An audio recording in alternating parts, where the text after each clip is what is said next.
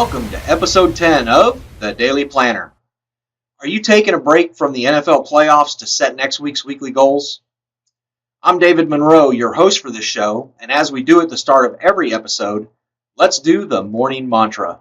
Say it with me. Create the thoughts that cause motivation to drive the actions that produce results. My thoughts for today: branding, branding, branding.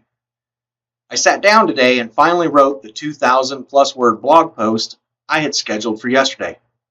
I used my morning mantra to push through and get it done. Now it's your turn. Leave a comment below and let us all know your thoughts to cause motivation to drive you to action. Last week, I set my first weekly goals of 2019. Today, we're going to see if I completed at least 80% of the goals I set. No one is perfect. And as the saying goes, perfection is unattainable, so we should always strive for an 80% success rate. Please leave a comment below and let me know if you sat down and set your first weekly goals for 2019. Even better, go ahead and post them below. If you're listening to this on iTunes or Google Play Music, you can go to davidmonroeccim.com/podcast, follow my Facebook page, David Monroe CCIM, on my LinkedIn account at David Monroe 45, or you can go to youtube.com/C/David Monroe 45 to leave your comments. To review, I set 6 weekly goals last Sunday. They were: complete Module 3 and 4 of the Due Diligence Framework by Saturday, reach out to 500 prospects to sell off-market inventory and find new opportunities by Friday, publish 7 podcast episodes, 3 multifamily minute videos, and 1 2,000 plus word blog post by Sunday. Reach out to 20 CCIM non-members, 20 CCIM members, and submit the annual budget to the Florida CCIM Chapter Treasurer by Friday. Lose 1 pound this week, and get the helibase in Cantonment cleared and hire an electrical and structural engineer. We know from previous episodes that I scrapped the due diligence framework because it was only training and did not push anyone to produce results. I attempted to contact 291 contacts.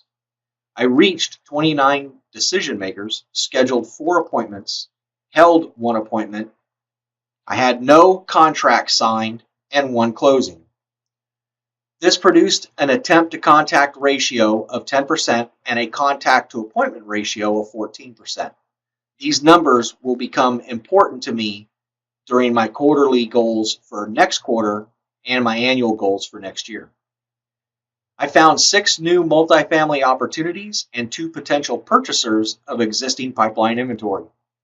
I published the daily planner all 7 days, did not create any videos because I'm rebranding my YouTube channel, and wrote a 2,365 word blog post. I found out that the treasurer of the Florida CCIM chapter already had the budget, so it didn't need to be submitted. I reached 20 CCIM members and secured 3 district board seats, and found out 8 new candidates will be attending the CI 101 class in Pensacola in March. If you remember last week, my weight on Sunday was 258 pounds. 3 pounds lighter than when I set my annual goals, and now I weigh 256 pounds. I hired the structural engineer for the helibase, and rain all week prevented the base from getting cleared. Not a bad first week. I didn't make 80% of my contacts, but the results from the contacts I did make were excellent. Other than scrapping the course and rebranding the YouTube channel, I met or exceeded most of my goals. I'm very pleased with the effort. Leave a comment below and let us know how you did last week. Now it's time to set my weekly goals for the second week in the quarter. Once again, I'll be sticking with the SMARTER framework.